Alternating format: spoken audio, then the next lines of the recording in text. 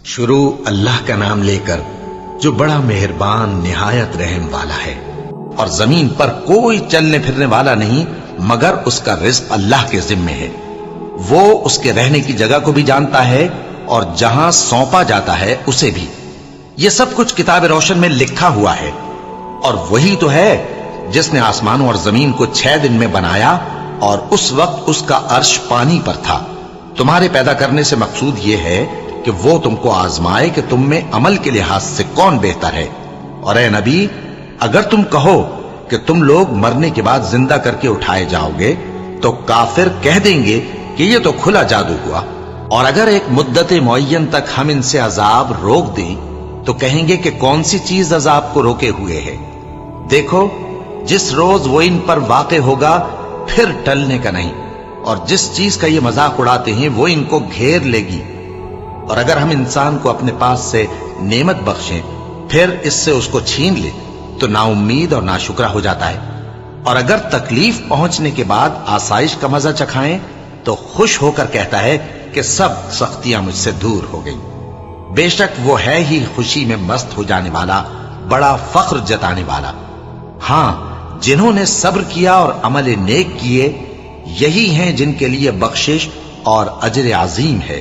تو شاید تم کچھ چیز وہی میں سے جو تمہارے پاس آتی ہے چھوڑ دو، اور اس خیال سے تمہارا دل تنگ ہو کہ کافر یہ کہنے لگیں کہ اس پر کوئی خزانہ کیوں نہیں نازل ہوا، یا اس کے ساتھ کوئی فرشتہ کیوں نہیں آیا۔ اے نبی، تم تو صرف نصیحت کرنے والے ہو اور اللہ ہر چیز کا نگہبان ہے۔ کیا یہ لوگ کہتے ہیں کہ اس نے قرآن از خود بنا لیا ہے؟ کہہ دو کہ اگر سچے ہو تو تم بھی ایسی 10 صورتیں بنا لاؤ اور اللہ کے سوا جس جس کو بلا سکتے ہو بلا بھی لو۔ پس اگر وہ تمہاری بات قبول نہ کریں تو جان لو کہ یہ قرآن اللہ کے علم سے اترا ہے، اور یہ کہ اس کے سوا کوئی معبود نہیں۔ تو کیا تم لوگ اسلام لاتے ہو؟ جو لوگ دنیا کی زندگی اور اس کی زیب و زینت کے طالب ہوں، ہم ان کے اعمال کا بدلہ انہیں دنیا ہی میں دے دیتے ہیں، اور اس میں ان کی حق تلفی نہیں کی جاتی۔ یہ وہ لوگ ہیں جن کے لیے آخرت میں آتش جہنم کے سوا اور کچھ نہیں، اور جو عمل انہوں نے دنیا میں کیے سب برباد، اور جو کچھ یہ کرتے رہے سب ضائع ہوا۔ بھلا جو لوگ اپنے پروردگار کی طرف سے دلیل روشن رکھتے ہوں اور ان کے ساتھ ایک آسمانی گواہ بھی اس کی جانب سے ہو، اور اس سے پہلے موسیٰ کی کتاب ہو جو پیشوا اور رحمت ہے، تو کیا وہ قرآن پر ایمان نہیں لائیں گے؟ یہی لوگ تو اس پر ایمان لاتے ہیں، اور جو کوئی اور فرقوں میں سے اس سے منکر ہو تو اس کا ٹھکانہ آگ ہے۔ تو تم اس قرآن سے شک میں نہ ہونا، یہ تمہارے پروردگار کی طرف سے حق ہے، لیکن اکثر لوگ ایمان نہیں لاتے۔ اور اس سے بڑھ کر ظالم کون ہوگا جو اللہ پر جھوٹ باندھے؟ ایسے لوگ اپنے رب کے سامنے پیش کیے جائیں گے اور گواہ کہیں گے کہ یہی لوگ ہیں جنہوں نے اپنے پروردگار پر جھوٹ بولا تھا۔ سن رکھو کہ ظالموں پر اللہ کی لعنت ہے، جو اللہ کے رستے سے روکتے اور اس میں کجی چاہتی ہیں، اور وہ آخرت کا بھی انکار کرتے ہیں۔ یہ لوگ زمین میں کہیں چھپ کر اللہ کو ہرا نہیں سکتے، اور نہ اللہ کے سوا کوئی ان کا حمایتی ہے۔ اے پیغمبر، ان کو دگنا عذاب دیا جائے گا، کیونکہ یہ شدت کفر سے تمہاری بات نہیں سن سکتے تھے اور نہ تم کو دیکھ سکتے تھے۔ یہی ہیں جنہوں نے اپنے آپ کو خسارے میں ڈالا، اور جو کچھ یہ افترا کیا کرتے تھے ان سے جاتا رہا۔ بلا شبہ یہ لوگ آخرت میں سب سے زیادہ نقصان پانے والے ہیں۔ جو لوگ ایمان لائے اور عمل نیک کیے اور اپنے پروردگار کے آگے عاجزی کی، یہی صاحب جنت ہیں، ہمیشہ اس میں رہیں گے۔ دونوں فریقوں یعنی کافر و مومن کی مثال ایسی ہے جیسے ایک اندھا بہرا ہو اور ایک دیکھتا سنتا۔ بھلا دونوں کا حال یکساں ہو سکتا ہے؟ پھر تم سوچتے کیوں نہیں؟ اور ہم نے نوح کو ان کی قوم کی طرف بھیجا تو انہوں نے ان سے کہا کہ میں تم کو کھول کھول کر ڈر سنانے اور یہ پیغام پہنچانے آیا ہوں کہ اللہ کے سوا کسی کی عبادت نہ کرو، مجھے تمہاری نسبت دردناک عذاب کا خوف ہے۔ تو ان کی قوم کے سردار جو کافر تھے کہنے لگے کہ ہم تم کو اپنے ہی جیسا ایک آدمی دیکھتے ہیں، اور یہ بھی دیکھتے ہیں کہ تمہارے پیرو وہی لوگ ہوئے ہیں جو ہم میں ادنا درجے کے ہیں، اور وہ بھی سطحی رائے سے، اور ہم تم میں اپنے اوپر کسی طرح کی فضیلت نہیں دیکھتے بلکہ تمہیں جھوٹا خیال کرتے ہیں۔ فرمایا کہ اے قوم، دیکھو تو اگر میں اپنے پروردگار کی طرف سے دلیل روشن رکھتا ہوں اور اس نے مجھے اپنے ہاں سے رحمت بخشی ہو جس کی حقیقت تم سے پوشیدہ ہو گئی ہے، تو کیا ہم اس کے لیے تمہیں مجبور کر سکتے ہیں جبکہ تم اس سے ناخوش ہو؟ اور اے قوم، میں اس نصیحت کے بدلے تم سے مال و زر کا مطالبہ تو نہیں کرتا، میرا صلہ تو اللہ کے ذمے ہے، اور جو لوگ ایمان لائے ہیں میں ان کو نکالنے والا بھی نہیں ہوں، وہ تو اپنے پروردگار سے ملنے والے ہیں، لیکن میں دیکھتا ہوں کہ تم لوگ نادانی کر رہے ہو۔ اے میری قوم، اگر میں ان کو نکال دوں تو اللہ کی گرفت سے بچانے کے لیے کون میری مدد کر سکتا ہے؟ بھلا تم غور کیوں نہیں کرتے؟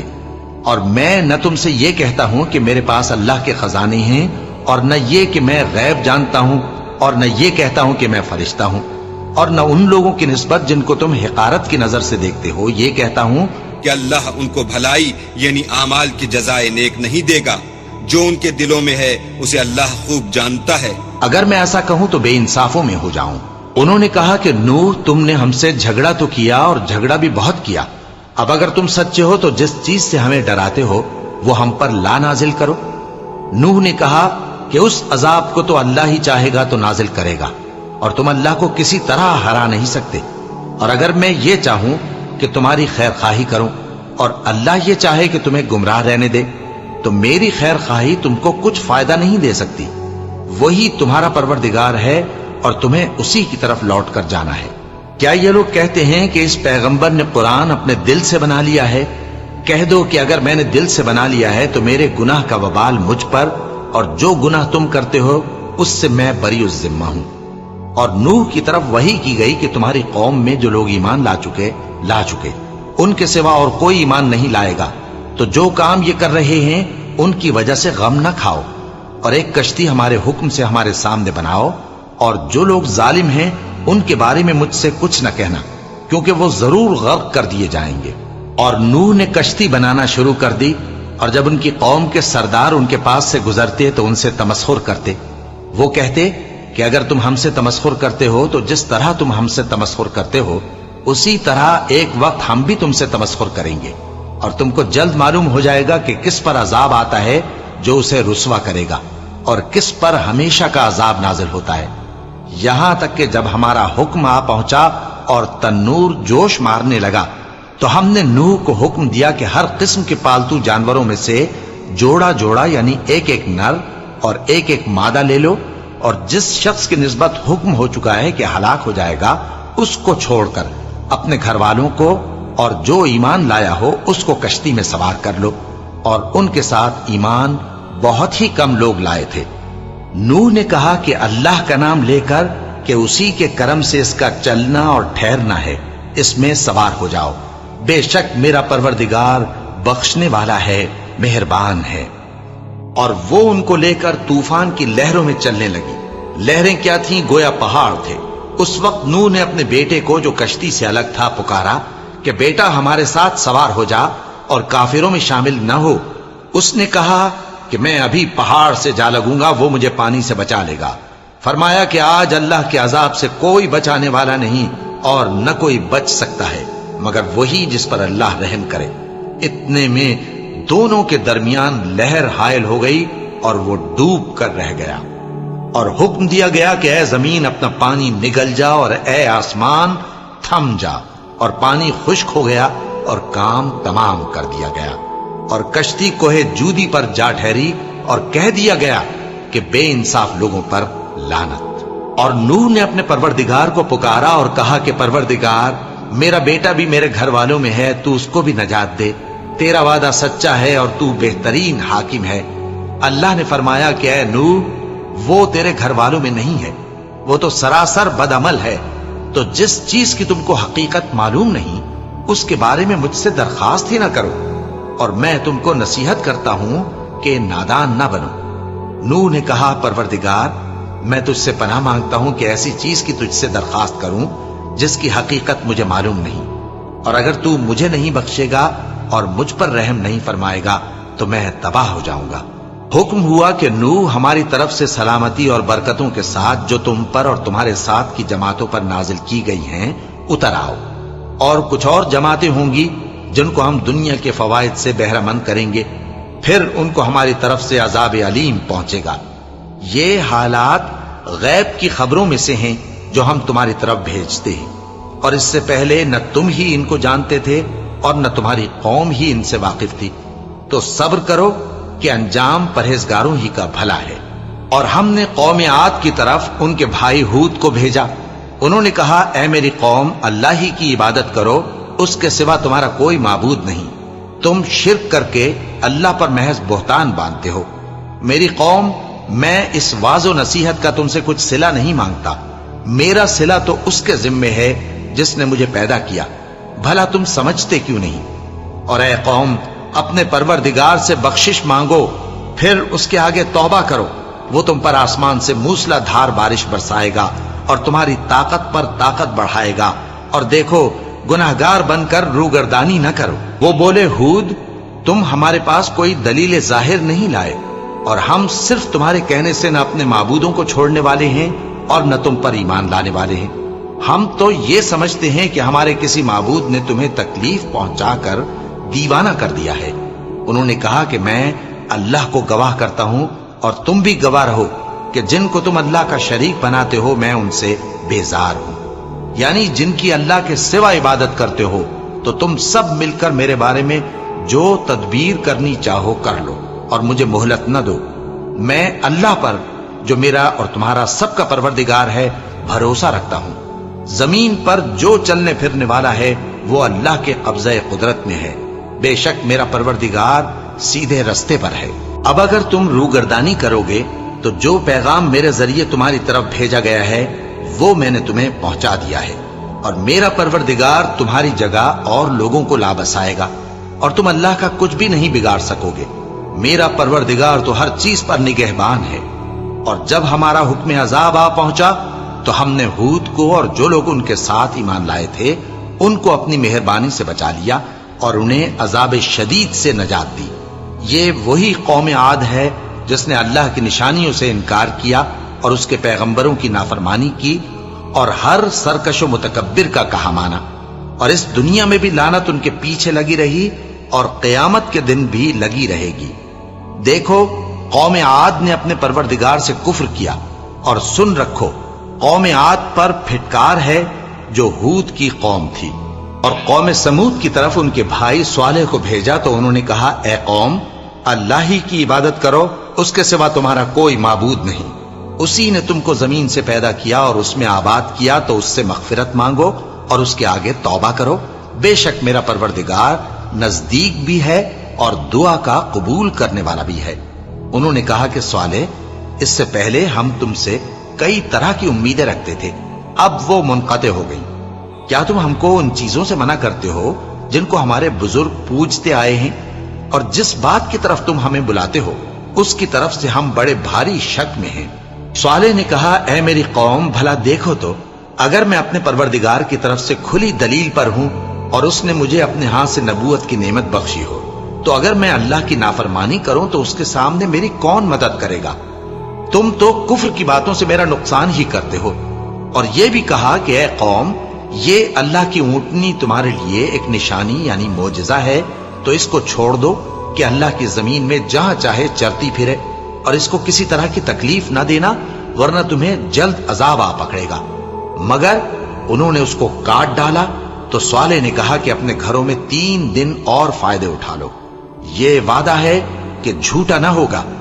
پس جب ہمارا حکم آ گیا تو ہم نے صالح کو اور جو لوگ ان کے ساتھ ایمان لائے تھے ان کو اپنی مہربانی سے بچا لیا اور اس دن کی رسوائی سے محفوظ رکھا۔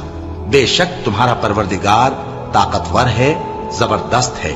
اور جن لوگوں نے ظلم کیا تھا ان کو چنگھاڑ کی صورت میں عذاب نے آ پکڑا تو وہ اپنے گھروں میں اوندھے پڑے رہ گئے، گویا کبھی ان میں بسے ہی نہ تھے۔ سن رکھو کہ قوم سمود نے اپنے پروردگار سے کفر کیا، اور سن رکھو قوم سمود پر پھٹکار ہے۔ اور ہمارے فرشتے ابراہیم کے پاس بشارت لے کر آئے تو سلام کہا، انہوں نے بھی جواب میں سلام کہا۔ ابھی کچھ وقفہ نہیں ہوا تھا کہ ابراہیم ایک بھنا ہوا بچڑا لے آئے۔ پھر جب دیکھا کہ ان کے ہاتھ کھانے کی طرف نہیں بڑھتے، یعنی وہ کھانا نہیں کھاتے، تو ان کو اجنبی سمجھ کر دل میں خوف کیا۔ فرشتوں نے کہا کہ خوف نہ کیجیے، ہم قوم لوط کی طرف ان کے ہلاک کرنے کو بھیجے گئے ہیں۔ اور ابراہیم کی بیوی جو پاس کھڑی تھی ہنس پڑی۔ تو ہم نے اس کو اسحاق کی اور اسحاق کے بعد یعقوب کی خوشخبری دی۔ اس نے کہا اے میرے بچہ ہوگا، میں تو بڑھیا ہوں اور یہ میرے میاں بھی بوڑھے ہیں، یہ تو بڑی عجیب بات ہے۔ انہوں نے کہا کیا تم اللہ کی قدرت سے تعجب کرتی ہو؟ اے اہل بیت، تم پر اللہ کی رحمت اور اس کی برکتیں ہیں، وہ لائق تعریف ہے، بڑا ہے۔ پھر جب ابراہیم سے خوف جاتا رہا اور ان کو خوشخبری بھی مل گئی تو قوم لوط کے بارے میں لگے ہم سے بحث کرنے۔ بے شک ابراہیم بڑے تحمل والے، نرم دل اور رجوع کرنے والے تھے۔ اے ابراہیم، اس بات کو جانے دو، تمہارے پروردگار کا حکم آ پہنچا ہے اور ان لوگوں پر عذاب آنے والا ہے جو کبھی نہیں ٹلنے کا۔ اور جب ہمارے فرشتے لوط کے پاس آئے تو وہ ان کے آنے سے غمناک اور تنگ دل ہوئے اور کہنے لگے کہ آج کا دن بڑی مشکل کا دن ہے۔ اور لوط کی قوم کے لوگ ان کے پاس بے تحاشا دوڑتے ہوئے آئے اور یہ لوگ پہلے ہی سے انتہائی بیہودہ حرکتیں کیا کرتے تھے۔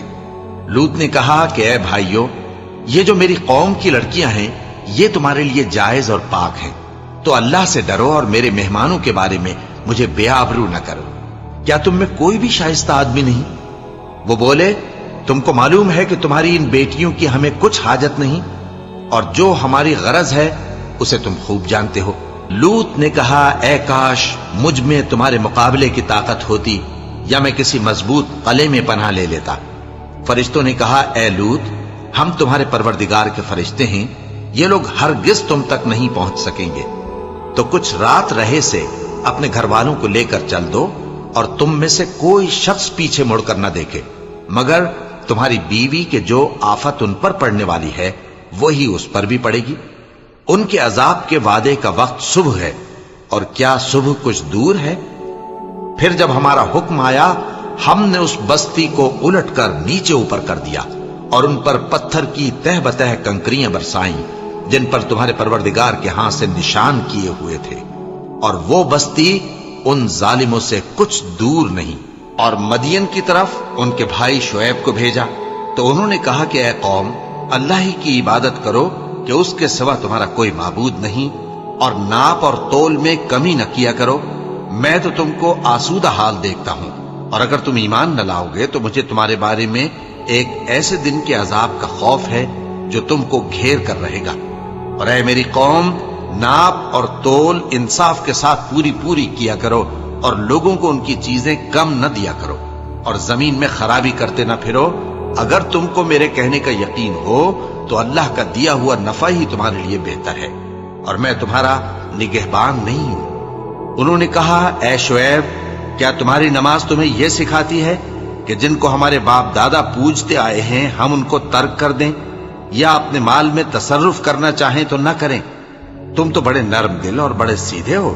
انہوں نے کہا کہ اے قوم، دیکھو تو اگر میں اپنے پروردگار کی طرف سے دلیل روشن پر ہوں اور اس نے اپنے ہاں سے مجھے نیک روزی دی ہو تو کیا میں اپنا فرض ادا نہ کروں؟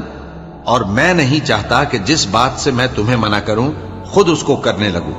میں تو جہاں تک مجھ سے ہو سکے تمہارے معاملات کی اصلاح چاہتا ہوں، اور اس بارے میں مجھے توفیق کا ملنا اللہ ہی کے فضل سے ہے۔ میں اسی پر بھروسہ رکھتا ہوں اور اسی کی طرف رجوع کرتا ہوں۔ اور اے قوم، میری مخالفت تم سے کوئی ایسا کام نہ کرا دے کہ جیسی مصیبت نوح کی قوم یا ہود کی قوم یا صالح کی قوم پر واقع ہوئی تھی ویسی ہی مصیبت تم پر واقع ہو۔ اور لوط کی قوم کا زمانہ تو تم سے کچھ دور نہیں، اور اپنے پروردگار سے بخشش مانگو اور اس کے آگے توبہ کرو، بے شک میرا پروردگار بڑا مہربان ہے، بہت محبت کرنے والا ہے۔ انہوں نے کہا کہ شعیب، تمہاری بہت سی باتیں ہماری سمجھ میں نہیں آتی، اور ہم دیکھتے ہیں کہ تم ہم میں کمزور بھی ہو، اور اگر تمہارے بھائی بند نہ ہوتے تو ہم تم کو سنسار کر دیتے، اور تم ہم پر کسی طرح بھی غالب نہیں ہو۔ انہوں نے کہا کہ اے قوم، کیا میرے بھائی بندوں کا دباؤ تم پر اللہ سے زیادہ ہے، اور اس کو تم نے پیٹھ پیچھے ڈال رکھا ہے؟ میرا پروردگار تو تمہارے سب اعمال کا احاطہ کیے ہوئے ہے۔ اور اے قوم، تم اپنی جگہ کام کیے جاؤ، میں اپنی جگہ کام کیے جاتا ہوں۔ تم کو ان قریب معلوم ہو جائے گا کہ رسوا کرنے والا عذاب کس پر آتا ہے اور جھوٹا کون ہے، اور تم بھی انتظار کرو، میں بھی تمہارے ساتھ انتظار کرتا ہوں۔ اور جب ہمارا حکم آ پہنچا تو ہم نے شعیب کو اور جو لوگ ان کے ساتھ ایمان لائے تھے ان کو تو اپنی رحمت سے بچا لیا، اور جو ظالم تھے ان کو چنگھاڑ نے آ دبوچا، تو وہ اپنے گھروں میں اوندھے پڑے رہ گئے، گویا ان میں کبھی بسے ہی نہ تھے۔ سن رکھو کہ مدین پر ویسی ہی پھٹکار ہے جیسی سمود پر پھٹکار تھی، اور ہم نے موسیٰ کو اپنی نشانیاں اور دلیل روشن دے کر بھیجا فرعون اور اس کے سرداروں کی طرف، تو وہ فرعون ہی کے حکم پر چلتے رہے، حالانکہ فرعون کا حکم درست نہیں تھا۔ وہ قیامت کے دن اپنی قوم کے آگے آگے چلے گا، پھر ان کو دوزخ میں جا اتارے گا، اور جس مقام پر وہ اتارے جائیں گے وہ برا ہے۔ اور اس جہان میں بھی لعنت ان کے پیچھے لگا دی گئی، اور قیامت کے دن بھی پیچھے لگی رہے گی۔ جو انعام ان کو ملا ہے برا ہے۔ یہ پرانی بستیوں کے تھوڑے سے حالات ہیں جو ہم تم سے بیان کرتے ہیں، ان میں سے بعض تو باقی ہیں اور بعض تہس نہس ہو گئی، اور ہم نے ان لوگوں پر ظلم نہیں کیا بلکہ انہوں نے خود اپنے اوپر ظلم کیا۔ غرض جب تمہارے پروردگار کا حکم آ پہنچا تو جن معبودوں کو وہ اللہ کے سوا پکارا کرتے تھے وہ ان کے کچھ بھی کام نہ آئے، اور بربادی کے سوا انہیں اور کچھ نہ دے سکے۔ اور تمہارا پروردگار جب نافرمان بستیوں کو پکڑا کرتا ہے تو اس کی پکڑ اسی طرح کی ہوتی ہے، بے شک اس کی پکڑ دکھ دینے والی سخت ہے۔ ان قصوں میں اس شخص کے لیے جو عذاب آخرت سے ڈرے عبرت ہے۔ یہ وہ دن ہوگا جس میں سب اکٹھے کیے جائیں گے، اور یہی وہ دن ہوگا جس میں سب اللہ کے روبرو حاضر کیے جائیں گے، اور ہم اس کے لانے میں ایک وقت معین تک تاخیر کر رہے ہیں۔ جس روز وہ آ جائے گا تو کوئی شخص اللہ کے حکم کے بغیر بول بھی نہیں سکے گا۔ پھر ان میں سے کچھ بدبخت ہوں گے اور کچھ نیک بخت، تو جو بدبخت ہوں گے وہ دوزخ میں ڈال دیے جائیں گے، اس میں ان کو چلانا اور دھاڑنا ہوگا۔ جب تک آسمان و زمین ہیں وہ اسی میں رہیں گے مگر جتنا تمہارا پروردگار چاہے، بے شک تمہارا پروردگار جو چاہتا ہے کر دیتا ہے۔ اور جو نیک بخت ہوں گے وہ بہشت میں داخل کیے جائیں گے، اور جب تک آسمان اور زمین ہیں ہمیشہ اسی میں رہیں گے مگر جتنا تمہارا پروردگار چاہے۔ یہ اللہ کی بخشش ہے جو کبھی منقطع نہیں ہوگی۔ تو یہ لوگ جو غیر اللہ کی پرستش کرتے ہیں اس سے تم شک میں نہ پڑنا، یہ اسی طرح پرستش کرتے ہیں جس طرح پہلے سے ان کے باپ دادا پرستش کرتے آئے ہیں، اور ہم ان کو ان کا حصہ پورا پورا بغیر کچھ کم کیے دینے والے ہیں۔ اور ہم نے موسیٰ کو کتاب دی تو اس میں اختلاف کیا گیا، اور اگر تمہارے پروردگار کی طرف سے ایک بات پہلے نہ ہو چکی ہوتی تو ان میں فیصلہ کر دیا جاتا، اور وہ تو اس کی طرف سے بڑے بھاری شک میں پڑے ہوئے ہیں۔ اور تمہارا پروردگار ان سب کو قیامت کے دن ان کے اعمال کا پورا پورا بدلہ دے گا، بے شک جو عمل یہ کرتے ہیں وہ اس سے واقف ہے۔ سو اے پیغمبر، جیسا تم کو حکم ہوتا ہے اس پر تم اور جو لوگ تمہارے ساتھ تائب ہوئے ہیں قائم رہو، اور حد سے تجاوز نہ کرنا، وہ تمہارے سب اعمال کو دیکھ رہا ہے۔ اور مسلمانوں، جو لوگ ظالم ہیں ان کی طرف مائل نہ ہونا، نہیں تو تمہیں بھی دوزخ کی آگ آ لپٹے گی، اور اللہ کے سوا تمہارے کوئی دوست نہیں ہوں گے، پھر تمہیں کوئی مدد بھی نہ ملے گی۔ اور دن کے دونوں سروں یعنی صبح اور شام کے اوقات میں اور رات کی چند ساعتوں میں نماز پڑھا کرو، کچھ شک نہیں کہ نیکیاں گناہوں کو دور کر دیتی ہیں۔ یہ ان کے لیے نصیحت ہے جو نصیحت قبول کرنے والے ہیں۔ اور صبر کیے رہو کہ اللہ نیکوکاروں کا اجر ضائع نہیں کرتا۔ تو جو امتیں تم سے پہلے گزر چکی ہیں ان میں ایسے ہوش مند کیوں نہ ہوئے جو ملک میں خرابی کرنے سے روکتے؟ ہاں، ایسے تھوڑے سے تھے جن کو ہم نے ان میں سے نجات بخشی، اور جو ظالم تھے وہ انہی باتوں کے پیچھے لگے رہے جن میں عیش و آرام تھا، اور وہ گناہوں میں ڈوبے ہوئے تھے۔ اور تمہارا پروردگار ایسا نہیں ہے کہ بستیوں کو جبکہ وہاں کے باشندے نیکوکار ہوں از راہ ظلم تباہ کر دے۔ اور اگر تمہارا پروردگار چاہتا تو تمام لوگوں کو ایک ہی جماعت کر دیتا، اور وہ برابر اختلاف کرتے رہیں گے، مگر جن پر تمہارا پروردگار رحم فرمائے۔ اور اسی لیے اس نے ان کو پیدا کیا ہے، اور تمہارے پروردگار کا قول پورا ہو گیا کہ میں دوزخ کو جنوں اور انسانوں سب سے بھر دوں گا۔ اور اے نبی اور پیغمبروں کے وہ سب حالات جو ہم تم سے بیان کرتے ہیں ان سے ہم تمہارے دل کو جمائے رکھتے ہیں، اور ان حالات میں تمہارے پاس حق پہنچ گیا اور یہ مومنوں کے لیے نصیحت اور عبرت ہے۔ اور جو لوگ ایمان نہیں لائے ان سے کہہ دو کہ تم اپنی جگہ عمل کیے جاؤ، ہم اپنی جگہ عمل کیے جاتے ہیں، اور نتیجہ اعمال کا تم بھی انتظار کرو، ہم بھی انتظار کرتے ہیں۔ اور آسمانوں اور زمین کی چھپی چیزوں کا علم اللہ ہی کو ہے، اور تمام معاملات اسی کی طرف رجوع کیے جائیں گے، تو اسی کی عبادت کرو اور اسی پر بھروسہ رکھو۔ اور جو کچھ تم لوگ کر رہے ہو تمہارا پروردگار اس سے بے خبر نہیں۔ شروع اللہ کا نام لے کر جو بڑا مہربان نہایت رحم والا ہے۔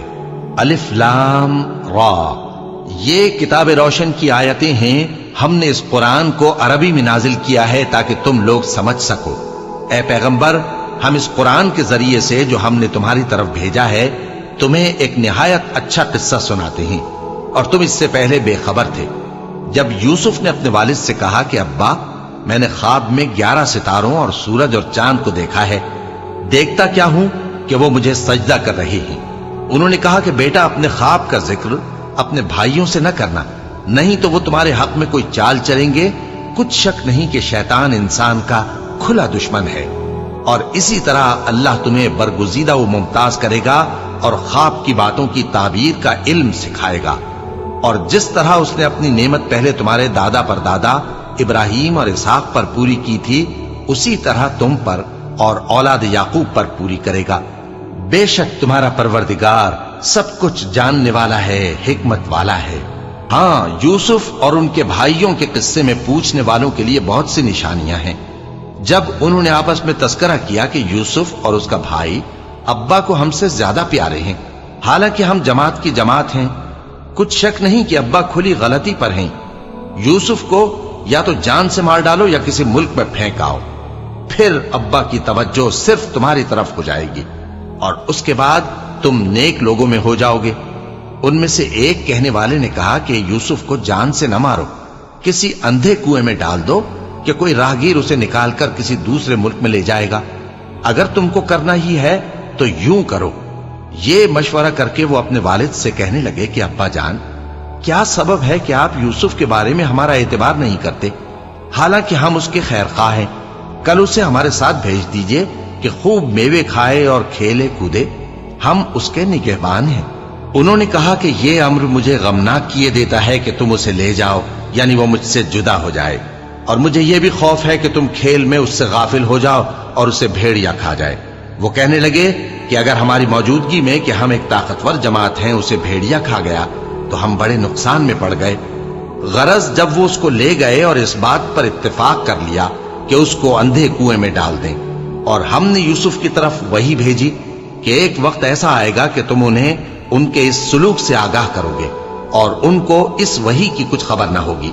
اور یہ حرکت کر کے وہ رات کے وقت باپ کے پاس روتے ہوئے آئے، کہنے لگے کہ ابا جان، ہم تو دوڑنے اور ایک دوسرے سے آگے نکلنے میں مصروف ہو گئے اور یوسف کو اپنے اسباب کے پاس چھوڑ گئے تو اسے بھیڑیا کھا گیا، اور آپ ہماری بات کو گو ہم سچ ہی کہتے ہیں باور نہیں کریں گے۔ اور ان کے کرتے پر جھوٹ موٹ کا لہو بھی لگا لائے۔ یعقوب نے کہا کہ یوں نہیں ہے، بلکہ تم اپنے دل سے یہ بات بنا لائے ہو۔ اچھا، صبر کہ وہی خوب ہے، اور جو تم بیان کرتے ہو اس کے بارے میں اللہ ہی سے مدد چاہیے۔ اور اب اللہ کی شان دیکھو کہ اس کنویں کے قریب ایک قافلہ آوارد ہوا اور انہوں نے پانی کے لیے اپنا سقا بھیجا، تو اس نے کنویں میں ڈول لٹکایا، یوسف اس سے لٹک گئے۔ وہ بولا، زہے قسمت، یہ تو ایک لڑکا ہے، اور اس کو قیمتی سرمایہ سمجھ کر چھپا لیا۔ اور جو کچھ وہ کرتے تھے اللہ کو خوب معلوم تھا، اور انہوں نے اس کو تھوڑی سی قیمت یعنی معدود چند درہموں پر بیچ ڈالا، اور وہ اس سے بیزار ہو رہے تھے۔ اور مصر میں جس شخص نے اس کو خریدا، اس نے اپنی بیوی سے جس کا نام زلیخا تھا کہا کہ اس کو عزت و اکرام سے رکھو، عجب نہیں کہ یہ ہمیں فائدہ دے یا ہم اسے بیٹا بنا لیں۔ اس طرح ہم نے یوسف کو سرزمین مصر میں جگہ دی، اور غرض یہ تھی کہ ہم ان کو خواب کی باتوں کی تعبیر سکھائیں۔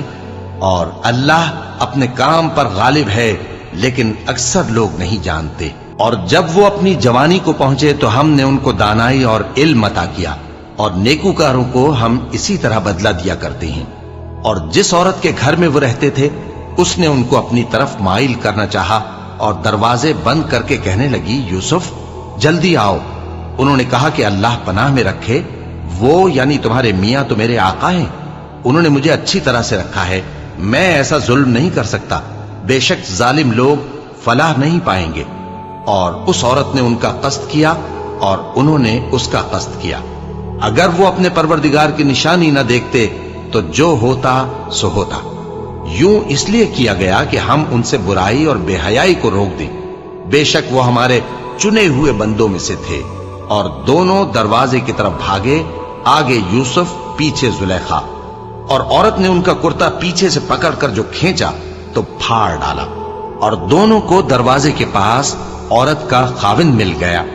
تو عورت بولی کہ جو شخص تمہاری بیوی کے ساتھ برا ارادہ کرے اس کی اس کے سوا کیا سزا ہے کہ یا تو قید کیا جائے یا اسے دکھ کا عذاب دیا جائے۔ یوسف نے کہا اسی نے مجھ کو اپنی طرف مائل کرنا چاہا تھا، اور اس کے خاندان میں سے ایک گواہ نے گواہی دی کہ اگر اس کا کرتا آگے سے پھٹا ہو تو یہ سچی اور یوسف جھوٹا ہے، اور اگر کرتا پیچھے سے پھٹا ہو تو یہ جھوٹی اور وہ سچا ہے۔ سو جب اس کا کرتا دیکھا تو پیچھے سے پھٹا تھا، تب اس نے زلیخا سے کہا کہ یہ تمہارا ہی فریب ہے، اور کچھ شک نہیں کہ تم عورتوں کے فریب بڑے بھاری ہوتے ہیں۔ یوسف اس بات کا خیال نہ کر، اور زلیخا تو اپنے گناہ کی بخشش مانگ، بے شک خطا تیری ہی ہے۔ اور شہر میں عورتیں گفتگویں کرنے لگیں کہ عزیز کی بیوی اپنے غلام کو اپنی طرف مائل کرنا چاہتی ہے، اور اس کی محبت اس کے دل میں گھر کر گئی ہے، ہم دیکھتی ہیں کہ وہ کھلی گمراہی میں ہے۔ پھر جب زلیخا نے ان عورتوں کی گفتگو جو حقیقت میں دیدار یوسف کے لیے ایک چال تھی سنی، تو ان کے پاس دعوت کا پیغام بھیجا اور ان کے لیے ایک محفل مرتب کی، اور پھل تراشنے کے لیے ہر ایک کو ایک ایک چھری دی، اور یوسف سے کہا کہ ان کے سامنے آؤ۔ جب عورتوں نے ان کو دیکھا تو ان کا روب حسن ان پر ایسا چھا گیا کہ پھل تراشتے تراشتے اپنے ہاتھ کاٹ لیے، اور بے ساختہ بول اٹھیں کہ اللہ پاک ہے، یہ آدمی نہیں، یہ تو کوئی بزرگ فرشتہ ہے۔ زلیخا نے کہا تو یہ وہی ہے جس کے بارے میں تم مجھے تانے دیتی تھیں، اور بے شک میں نے اس کو اپنی طرف مائل کرنا چاہا مگر یہ بچا رہا، اور اگر یہ وہ کام نہ کرے گا جو میں اسے کہتی ہوں تو قید کر دیا جائے گا اور ذلیل ہوگا۔ یوسف نے دعا کی کہ پروردگار جس کام کی طرف یہ مجھے بلاتی ہیں اس کی نسبت مجھے قید پسند ہے، اور اگر تو مجھ سے ان کے فریب کو نہ ہٹائے گا تو میں ان کی طرف مائل ہو جاؤں گا اور نادانوں میں سے ہو جاؤں گا۔ پس ان کے رب نے ان کی دعا قبول کر لی اور ان سے عورتوں کا داؤں ٹال دیا، بے شک وہی تو سننے والا ہے، جاننے والا ہے۔ پھر باوجود اس کے کہ وہ لوگ ان کی بے گناہی کے نشان دیکھ چکے تھے، ان کی رائے یہی ٹھہری کہ کچھ عرصے کے لیے ان کو قید ہی کر دیں، اور ان کے ساتھ دو اور جوان بھی داخل زندہ ہوئے۔ ایک نے ان میں سے کہا کہ میں نے خواب دیکھا ہے، دیکھتا کیا ہوں کہ شراب کے لیے انگور نچوڑ رہا ہوں۔ دوسرے نے کہا کہ میں نے بھی خواب دیکھا ہے، میں یہ دیکھتا ہوں کہ اپنے سر پر روٹیاں اٹھائے ہوئے ہوں اور پرندے ان میں سے کھا رہے ہیں، تو ہمیں ان کی تعبیر بتا دیجئے کہ ہم تمہیں نیکوکار دیکھتے ہیں۔ یوسف نے کہا کہ جو کھانا تم کو ملنے والا ہے وہ آنے نہیں پائے گا کہ میں اس سے پہلے تم کو اس کی تعبیر بتا دوں گا۔ یہ ان باتوں میں سے ہے جو میرے پروردگار نے مجھے سکھائی ہیں۔ جو لوگ اللہ پر ایمان نہیں لاتے اور آخرت کا انکار کرتے ہیں، میں نے ان کا مذہب چھوڑ دیا ہے، اور میں اپنے باپ دادا ابراہیم اور اسحاق اور یعقوب کے مذہب پر چلتا ہوں۔ ہمیں شایع نہیں ہے کہ کسی چیز کو اللہ کے ساتھ شریک بنائے، یہ اللہ کا فضل ہے ہم پر بھی اور لوگوں پر بھی، لیکن اکثر لوگ شکر نہیں کرتے۔ اے میرے قید خانے کے رفیقو، بھلا کئی جدا جدا آقا اچھے یا اللہ جو اکیلا ہے سب پر غالب ہے؟ جن چیزوں کی تم اللہ کے سوا پرستش کرتے ہو وہ صرف نام ہی نام ہیں جو تم نے اور تمہارے باپ دادا نے رکھ لیے ہیں، اللہ نے ان کی کوئی سند نازل نہیں کی۔ سن رکھو کہ اللہ کے سوا کسی کی حکومت نہیں ہے، اس نے ارشاد فرمایا ہے کہ اس کے سوا کسی کی عبادت نہ کرو، یہی سیدھا دین ہے، لیکن اکثر لوگ نہیں جانتے۔ اے میرے قید خانے کے رفیقو، تم میں سے ایک جو پہلا خواب بیان کرنے والا ہے وہ تو اپنے آقا کو شراب پلایا کرے گا، اور جو دوسرا ہے وہ سولی دیا جائے گا اور پرندے اس کا سر نوچ کھائیں گے۔